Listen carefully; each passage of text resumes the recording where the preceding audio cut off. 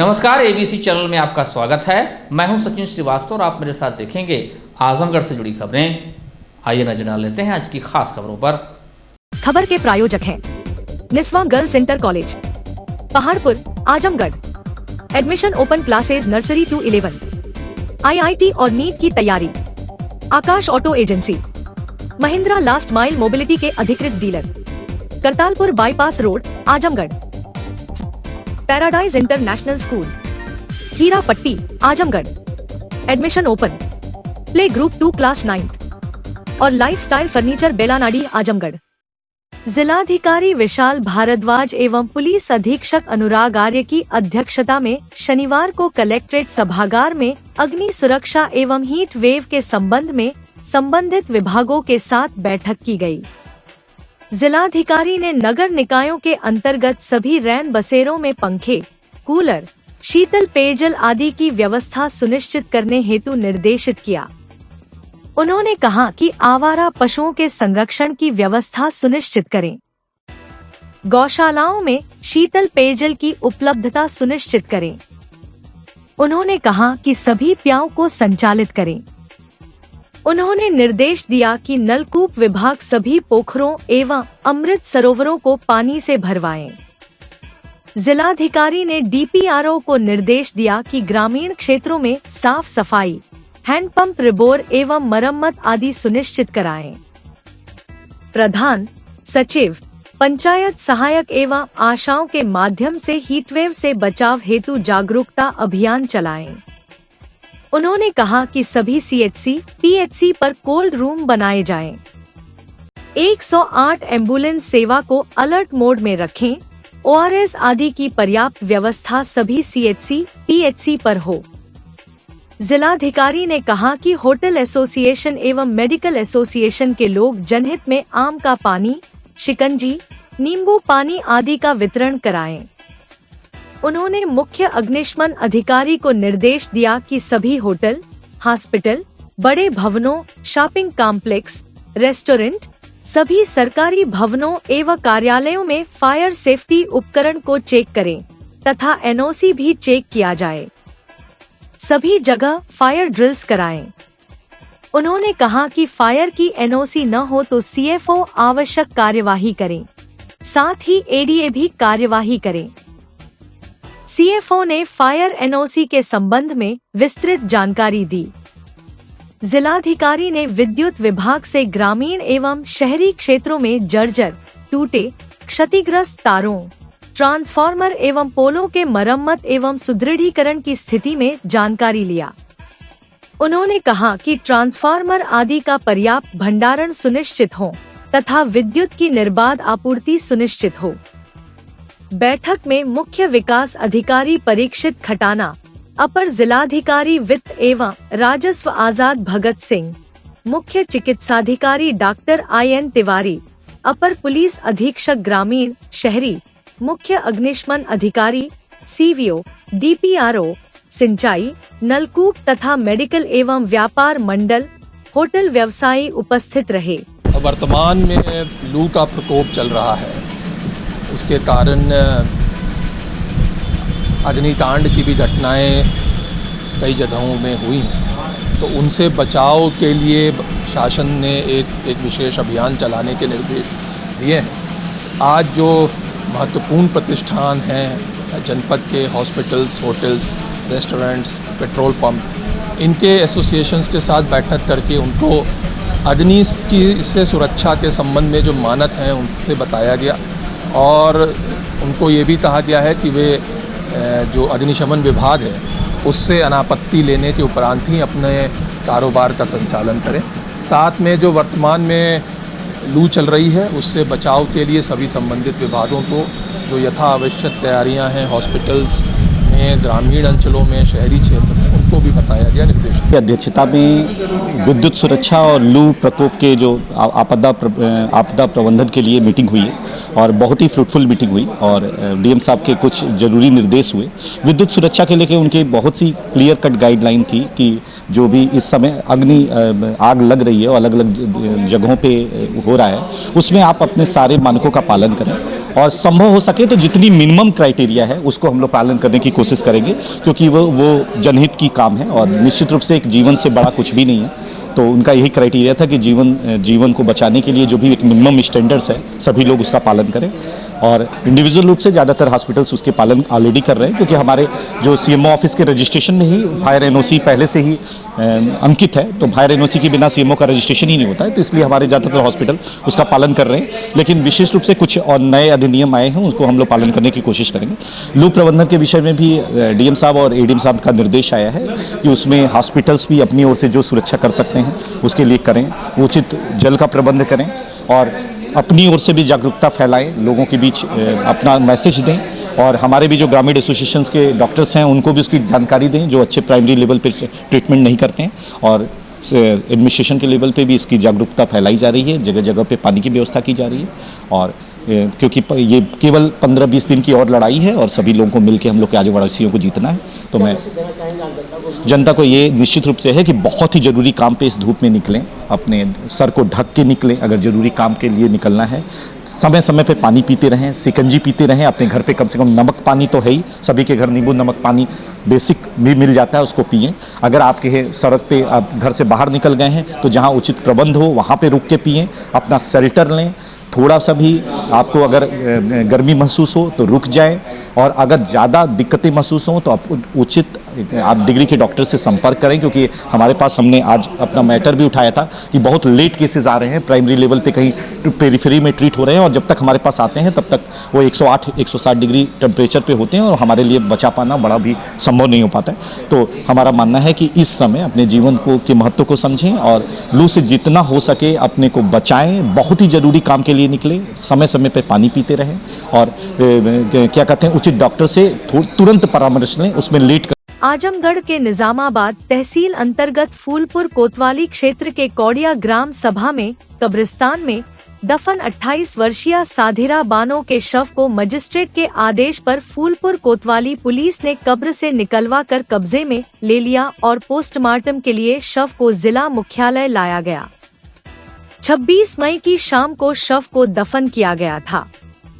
मृतका के रिश्ते के भाई मोहम्मद ताबिश निवासी बैरडीह थाना देवगांव ने बताया कि मायके में 25 मई को दिन में साधिरा को करंट लगने की सूचना तीसरे व्यक्ति के माध्यम से दी गई थी। मायके से जब लोग पहुंचे तो साधिरा को बहाना बनाकर देखने नहीं दिया गया। 26 मई को सुबह सूचना दी गई कि मौत हो गई। शाम को बिना देखे दफन कर दिया। इसके बाद पुलिस व प्रशासन से शिकायत की गई। आज शनिवार को जब शव निकाला गया तब सिर के पीछे और गले के आसपास चोट के निशान थे। की लड़की की शादी हुई थी 10 साल पहले ग्राम कौड़िया, थाना कोतवाली, फूलपुर और तहसील निजामाबाद में। तो हम लोगों के पास एक अननोन नंबर से ये बात आई कि जो है कि आपकी जो है बहन का जो है करंट लग गया है और आप जो है कि आइए, किसी तीसरे नंबर से आए। तो हम लोगों को ये मतलब 25 तारीख को घटना को नहीं बताया गया, 26 तारीख को बताया गया और जब हम लोग पहुंचते हैं वहाँ पे तो ये लोग लाश जो मुस्लिम प्रथा के हिसाब से होता है वो सब जो है कि अपना जो है कि कफना वफना दिए और एक जो आजकल मॉडर्न फ्रीज़र होता है उसी में रख दिए। हमारे किसी परिवार को ना वो लाश देखने दिया गया ना तो छूने दिया गया और सीधे ले जाकर जो है 5:30 बजे 26 तारीख को दफन कर दिया गया। क्या पहले भी कुछ होता था, लड़ाई झगड़ा वगैरह? मारना तो 10 साल से कंटिन्यू चला उसका, कभी किसी को मैटर को लेकर कभी किसी, और कुछ नाजायज़ संबंधों को भी लेकर ऐसा हुआ, ऐसे चलता रहा जो है। लेकिन हमारे चचा ने जो है कि कुछ बातों का नज़रअंदाज कर दिया कि जाने दीजिए, होता रहेगा, समझा बुझा कर चले आते थे, होता था चले आते थे। लड़का क्या करता था? लड़का यहीं घर पे था, फिर कहीं सुनने में आया कि फिर बाहर गया है, फिर घर पे है, यही सब ड्रामा चलता था।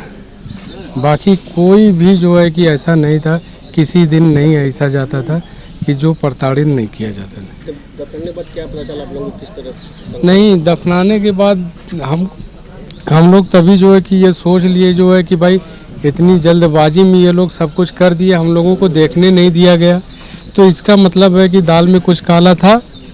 तो हम लोगों ने जो है कि वहाँ SHO साहब जो फूलपुर के थे उनके यहाँ और SP साहब के यहाँ से जो है कि वो हुआ, तो SP साहब ने हम लोगों की मदद किया और वहाँ जो है कोतवाली से हम लोगों को मदद मिली। और आज जो है लाश लगभग तकरीबन 12 बजे जो है वहाँ कौड़िया ग्राम कौड़िया थाना कोतवाली फूलपुर से सारे लोग मजिस्ट्रेट के उसमें जो है कि निकाली गई लाश।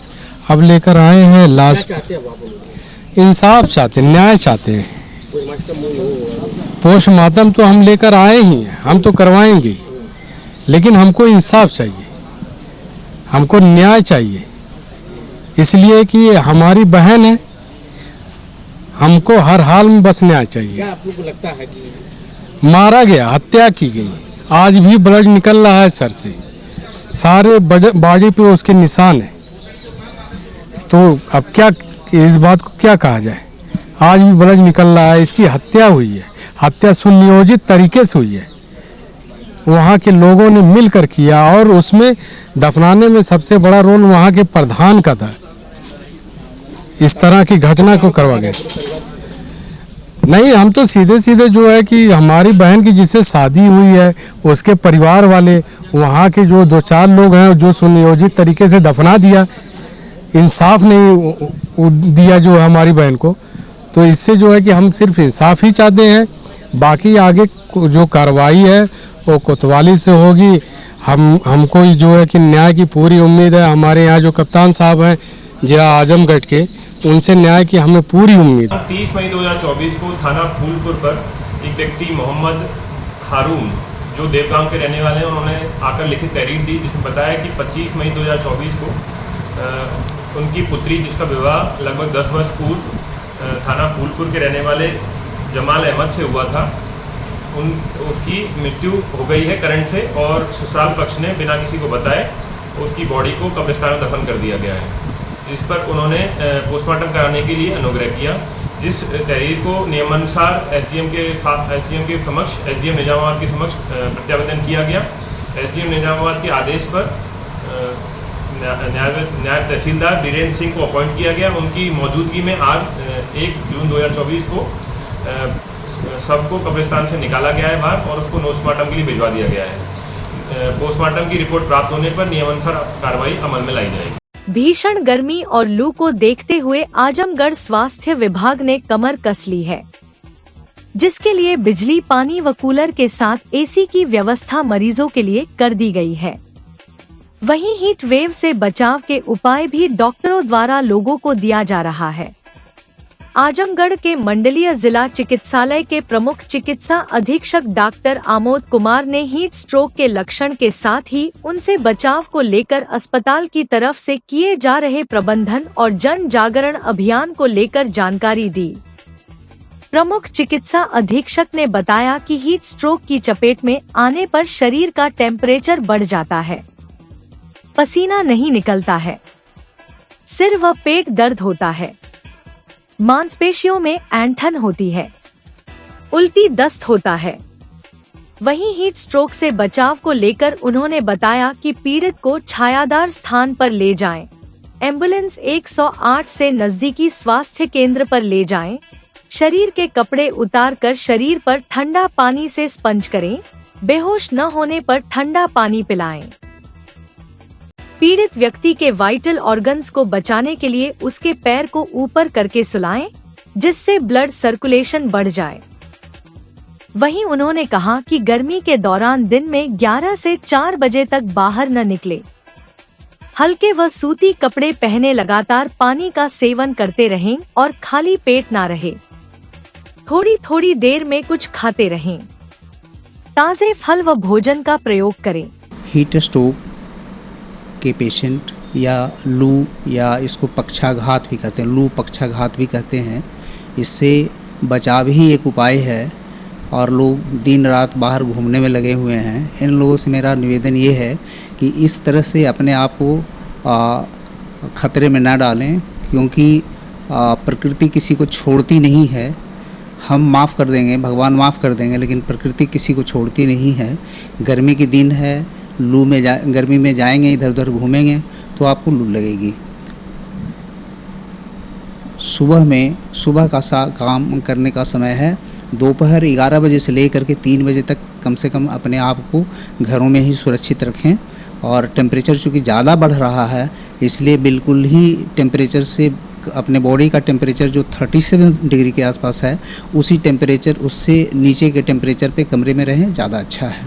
30 degree, 20 degree, 30 degree, 32 degree, 28 degree, इस तरह के टेम्परेचर पे रहें, कोई दिक्कत नहीं।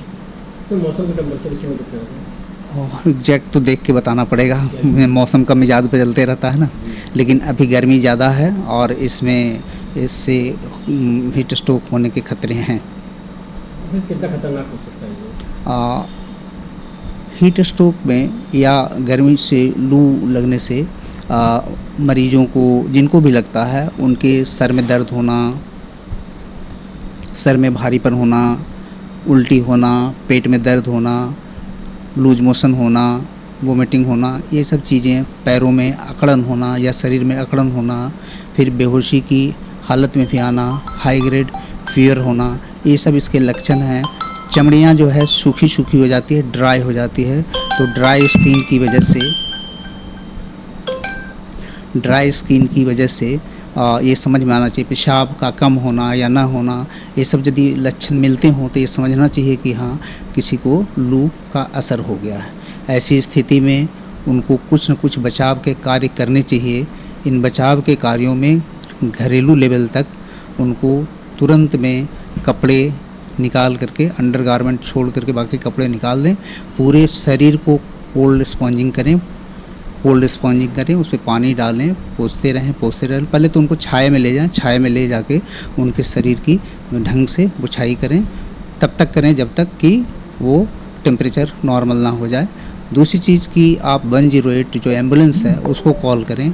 इस एम्बुलेंस के माध्यम से आप निकट के अस्पताल, PHC है, CHC है, या ज़्यादा होने पे जिला अस्पताल जैसे अस्पतालों में लाने की ज़रूरत है। यदि बेहोश मरीज है तो उसको सदर अस्पताल तक लाना चाहिए। यदि होश में मरीज है तो उसको तुरंत पानी अच्छी मात्रा में पिलाएं, ठंडा पानी पिलाएं और पूरे शरीर को पोंछते रहें। ये सब काम करें। अस्पताल में क्या-क्या व्यवस्था की गई है हीट स्ट्रोक के लिए? ऊपर के जितने फ्लोर हैं, जितने वार्ड हैं, जैसे male medical ward, female medical ward और इधर डेंगू वार्ड, एक्स्ट्रा वार्ड और फिर आयुष्मान वार्ड, इन सबों में AC लगा दी गई है, AC की व्यवस्था है। ऊपर के और जो ये 13 बेड के बर्न यूनिट है, उसमें भी AC लगी हुई है। तो करीब 72 और 13, 72 और 10 82, 3 85 फर्स्ट फ्लोर के जो कमरे हैं ये AC युक्त हैं और टेम्परेचर मेंटेन रखने में मदद कर रहे हैं। नीचे में ग्राउंड फ्लोर पे NCD वार्ड है, उसमें 10 बेड जो है AC युक्त है। ऊपर में PICU वार्ड भी AC युक्त है। नीचे में NCD वार्ड AC युक्त है। एक पैलिएटिव केयर वार्ड बनाया गया है, जिसको अभी हम लोग उसके रूप में इस्तेमाल कर रहे हैं, हीट वेव से बचाने के लिए इस्तेमाल कर रहे हैं। वो दवाइयाँ उपलब्ध है। अभी तक किसी को मौत या किसी? अब उस तरह के पेशेंट्स तो आए नहीं हैं कि वो इधर उधर कहीं हीट स्ट्रोक से मर गए होंगे तो नहीं बता सकते हैं, लेकिन हमारे यहाँ उस तरह का रिपोर्टेड नहीं है। अच्छा, उल्टी दस्त के मरीज लगभग? हाँ, कुछ मरीज पेट दर्द, उल्टी के मरीज आ रहे हैं, लूज मोशन के मरीज आ रहे हैं। वहीं दूसरी तरफ मंडलीय जिला चिकित्सालय में भर्ती मरीजों ने हॉस्पिटल द्वारा प्रदान की जा रही व्यवस्था पर संतोष जाहिर किया। आते यहीं आए थे भर्ती करने के लिए, दवाइयाँ लेने आए थे। तबीयत कब खराब हुई आपकी? कहाँ तबीयत 4-5 दिन से खराब चल रही थी, तो हमने कहा इधर क्या चलेंगे, सदर में चलेंगे। व्यवस्था कहाँ खराब हुई आपकी? कचहरी में कहाँ खराब हुई? नहीं, खराब में रास्ते में गए, हमको कुछ घाम लग गया था जी। तो इसके बाद हम कहा इधर उधर दिखाएँ कि सदर में व्यवस्था अच्छा, तो हम कहा चलें यहीं, तो हमारे यही माए अपना। क्या की दिक्कत थी आपको? हमको दिक्कत थी, चक्कर आता था और एकदम हरदम जैसे 2 बार गर्मी इतनी लग जाए और प्यास बहुत ज़्यादा लगती थी। हाँ, और आँखियाँ झप जाती थी। तो फिर कहाँ जिला अस्पताल आए, क्या व्यवस्था यहाँ मिली आपको? नहीं, यहाँ तुरंत आए, पर्ची बनवाए। पर्ची बनवाने के बाद तो वहाँ पानी लगा वहाँ आके फिर यहाँ भर्ती किए थे। यहाँ ग्लूकोज चला है, चलने के बाद तो फिर कोई आराम किए। फिर के बाद फल फ्रूट भी मिल गया हमको। आराम है यहाँ पे? हाँ, आराम है। नहीं होता, मार्केट से घर आ रहे थे, चक्कर आ गया, गिर गए थे, तो फिर दवा ले गई थी, आराम नहीं हो रहा था, फिर यहाँ पे ले आई हूँ। क्या व्यवस्था यहाँ है आपकी? अच्छी व्यवस्था है। ये व्यवस्था तो अभी अच्छी हमको लग रही है, क्योंकि अभी तो इलाज बढ़िया से हो रहा है। आज ही ले आए हैं हम। नहीं, 1 हफ्ता हो गया। चक्कर खा के गिरे थे, 1 हफ्ता हो गया, तो प्राइवेट में दिखाई थी। क्या डॉक्टर बताया हिस्ट्री स्ट्रोक है कि क्या है? अभी तो कह रहे हैं कि बीपी लो है। बीमारी बारे में नहीं बताया क्या दिक्कत? अभी तो ऐसा नहीं कुछ बताए हैं, जो बताए हैं मतलब लो है। मौसम के हिसाब से तो इस समय वही चल रहा है, हिस्ट्री स्ट्रोक, चक्कर आना के। जी, तो डॉक्टर कुछ क्लियर नहीं करे क्या है ये? नहीं, अभी तो नहीं क्लियर कुछ, अभी तो ले आई हूँ। वहीं आइए यह भी सुनते हैं कि मुख्य चिकित्सा अधिकारी डॉक्टर IN तिवारी का क्या बयान व सुझाव रहा। विगत 28 तारीख से अब तक 4 मौतें हुई हैं, जिसमें से 1 मौत की पुष्टि हो चुकी है, उसका पोस्टमार्टम हो चुका है। 3 मौतें संदिग्ध हीट स्ट्रोक के कारण से हैं, जिनकी डेथ ऑडिट करने के बाद उनको कंफर्म किया जाएगा। प्रतिदिन लगभग विगत 3 दिनों में जब से मौसम खराब हुआ है, हमारे जिला चिकित्सालय में OPD में लगभग 100 रोगी OPD में आ रहे हैं, और हमारे जो 100 बेड के अस्पताल में हैं, वहाँ पे सभी अस्पतालों में लगभग 25 केसेस पर डे OPD में आ रहे हैं। 3 दिनों के अंदर अगर हम बताएं तो हमारे जिला चिकित्सालय में 51 केस एडमिट हुए हैं, और 100 बेड अस्पतालों में, जिसमें तरवा है, लालगंज है, अतरौलिया है, उसमें से 13 केस एडमिट हुए हैं। इन 4 कैजुअल्टीज़ के अलावा सभी लोग स्वस्थ हैं। काफ़ी लोग ठीक होकर के जा चुके हैं। हम लोगों ने लगातार इस पर निगरानी रखी है। अस्पतालों की व्यवस्था का हमने स्वयं भी औचक निरीक्षण किया है। रात में भी जाकर के परसों हमने व्यवस्थाएं देखी हैं। आवश्यक दिशा निर्देश दिया गया है। जिलाधिकारी महोदय के असर से भी इसमें लगातार तत्परता बनाए रखने के लिए निर्देश दिए गए हैं, और उसका अनुपालन हम लोग कर रहे हैं। सभी जगह चिकित्सा व्यवस्थाएं, चाहे वो हमारे जिला अस्पताल हैं, महिला अस्पताल का भी हमने निरीक्षण किया था, हमारे सामुदायिक स्वास्थ्य केंद्रों में भी औचक निरीक्षण होता रहा है, वहाँ भी चिकित्सा व्यवस्थाएं इसके लिए पर्याप्त उपलब्ध कराई गई हैं, और सभी को लगातार निर्देशित किया गया है। सभी की लगातार मॉनिटरिंग भी की जा रही है। तो इसके बचने के क्या उपाय किया जाए? विशेष तौर पर ये जो एडवाइजरी पहले से ही शासन स्तर से जारी की गई थी, जिसमें हम लोग अप्रैल से ही लोगों को इसके लिए जागरूक कर रहे हैं। हमारे फ्रंट लाइन वर्कर्स, आशाएं, ANM, CHO के माध्यम से लोगों को जागरूक कर रहे हैं कि गर्मी के बढ़ने पर कैसे उपाय करें, कैसे बचें। तो सबके लिए दिशा निर्देश यही है कि अगर आवश्यक नहीं है तो बाहर ना निकले। पहली बात थी कि अगर आवश्यकता नहीं है तो बाहर ना निकले। विशेष तौर पर 12 बजे से लेकर 4 बजे के बीच बाहर ना निकलें, यात्रा ना करें। श्रम का कोई कार्य अगर बाहर निकल के करना है, जैसे श्रमिक हैं या कोई और वर्ग जिसको मेहनत करना है, उनके लिए निर्देश यही है कि वो ऐसे समय में अपना काम ना करें, बल्कि सवेरे अपने समय का अपना कार्य कर लें या शाम को कर लें। बच्चों को खेलने के लिए बाहर मना किया जाता है कि आप विशेष तौर पर धूप में ना खेलें। विद्यालय अब इस समय तो बंद है, लेकिन विद्यालयों को भी निर्देशित किया गया था कि बच्चों को धूप में खेलने से मना करें, और विद्यालय के खुलने का समय ऐसा संशोधित कर लें जिससे बच्चों को हीट स्ट्रोक से प्रभावित न हो और बच सके। तो जो एक्सरसाइज करने वाले लोग हैं उनको भी निर्देश दिया जा रहा है कि वो एक्सरसाइज वर्तमान मौसम को देखते हुए ना करें, या अनुकूल वातावरण में ही करें, सुबह या शाम को करें जब मौसम थोड़ा अनुकूल रहे। सभी को पर्याप्त मात्रा में पेय पदार्थ लेकर चलने और उसका प्रयोग करने के लिए निर्देश दिया जा रहा है। जहाँ पर भी सार्वजनिक स्थल है वहाँ पर प्याऊ और शीतल जल की व्यवस्था और छाया की व्यवस्था के लिए निर्देश दिया गया है। स्वस्थ साफ सुथरा भोजन, ताज़ा भोजन खाएं। पानी की मात्रा जिसमें ज़्यादा हो वो पदार्थ पिए, चाहे वो घर का निर्मित छाछ हो या बना हो, ये सब इसका सेवन करते रहें। खाली पेट घर से ना निकलें, खा पी कर के चलें। और जैसे ही कोई ऐसा लक्षण लगता है कि प्यास अधिक लग रही है, तब बुखार जैसा महसूस हो रहा है या थकान लग रही है, मसल्स में क्रैम्प आ रहे हैं, तो तत्काल छाया में जाएं, पर्याप्त मात्रा में जल का सेवन करें। अगर ORS घोल मिले तो उसका सेवन करें और शीघ्र आसपास के चिकित्सालय में जाकर के चिकित्सा व्यवस्था कराएं। सही समय पर चिकित्सालय में पहुंचने पर या सहायता लेने पर किसी भी तरह के गंभीर संकट होने की आवश्यकता नहीं पड़ती है और व्यक्ति स्वस्थ हो जाता है। बचाव ही एक उपाय है जिसके माध्यम से हम जागरूक करके लोगों को इस आपदा से सुरक्षित कर सकते। राष्ट्रपिता महात्मा गांधी पर PM द्वारा की गई टिप्पणी को लेकर लोगों में जुबानी जंग छिड़ी हुई है। तमाम लोगों द्वारा प्रधानमंत्री नरेंद्र मोदी द्वारा राष्ट्रपिता महात्मा गांधी के बारे में की गई बयानबाजी पर कड़ी प्रतिक्रिया व्यक्त की है। गौरतलब है कि PM मोदी ने एक चैनल को दिए इंटरव्यू में कहा था कि गांधी पर फिल्म बनने के बाद पूरा विश्व उन्हें जान पाया। इससे पहले गांधी को लोग विश्व में नहीं जानते थे। इस टिप्पणी के बाद लोकसभा चुनाव के अंतिम चरण में गांधी और PM मोदी को लेकर राजनीति गर्मा गई। इस संदर्भ में जनपद की जनता ने कहा कि जब भी विश्व के महापुरुषों की गिनती होती है उसमें राष्ट्रपिता महात्मा गांधी को सर्वोच्च स्थान पर पाकर भारतवासी अपने को गौरवान्वित महसूस करते हैं।